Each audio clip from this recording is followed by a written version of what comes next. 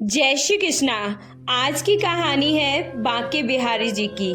बहुत ही सुंदर कहानी है। आए दिन जैसे कि बांके बिहारी की कहानी हमें सुनने को मिलती रहती हैं। उनके चमत्कार वृंदावन में होते ही रहते हैं।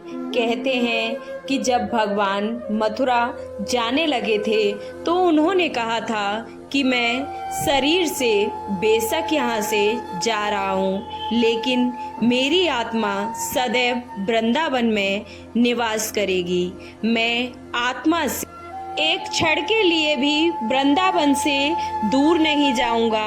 आज भी वृंदावन में कोई ना कोई ऐसी बातें सुनने को मिलती हैं जिससे हमेशा प्रतीत होता रहता है कि भगवान आज भी यहाँ हर पात पात और हर डाल डाल पर मौजूद हैं। ये कहानी वृंदावन की है और एक औरत जो कि लड्डू गोपाल की बहुत बड़ी भक्त थी।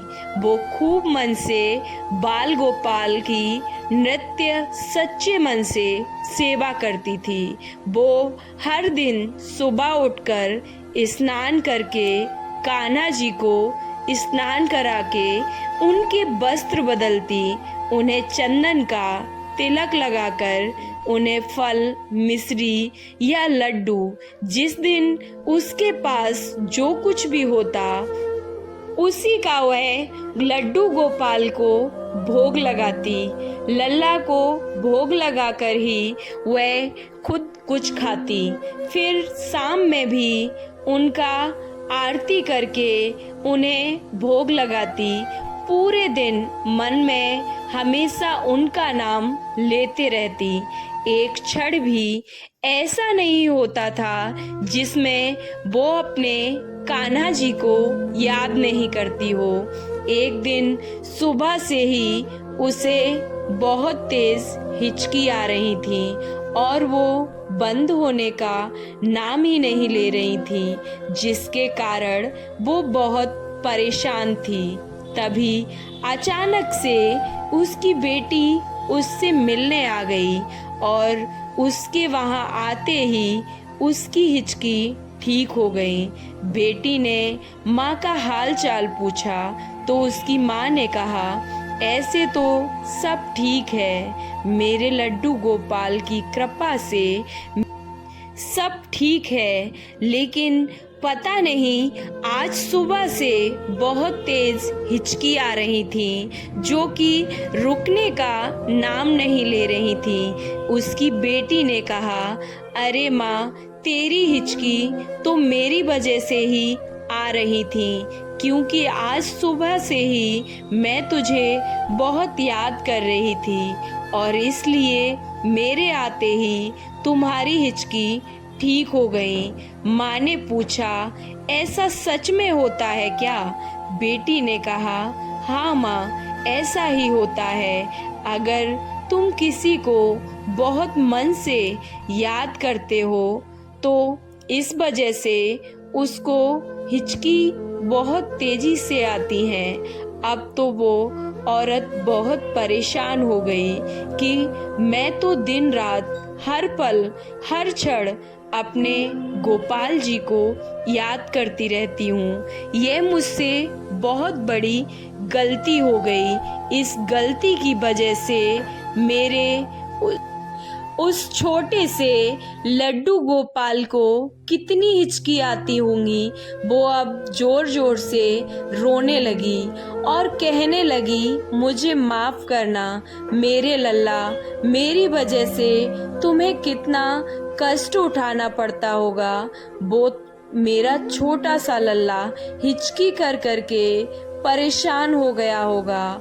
वो कहने लगी, हे भगवान, मुझे अनजाने में ये कितनी बड़ी गलती हो गई, मुझे माफ करना।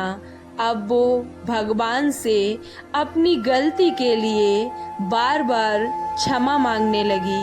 अब उसने मन में यह निश्चय कर लिया कि वो अब कभी भी अपने लड्डू गोपाल को याद नहीं करेगी।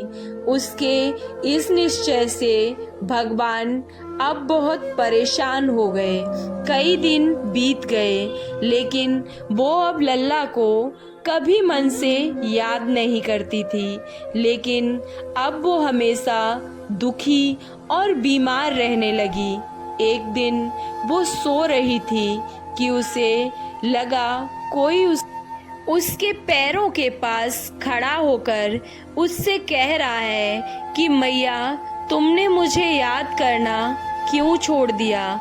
तुमने मुझे याद करना क्यों छोड़ दिया? मैं तो तुमसे मिलने आ गया। तुम्हारा प्रेम मुझे तुम्हारे पास खींच लाया है मैया। और जैसे मेरी सेवा करती थी और वैसे ही हर क्षण मुझे याद भी करो। फिर से मुझे उसी तरह से प्रेम करो मैया।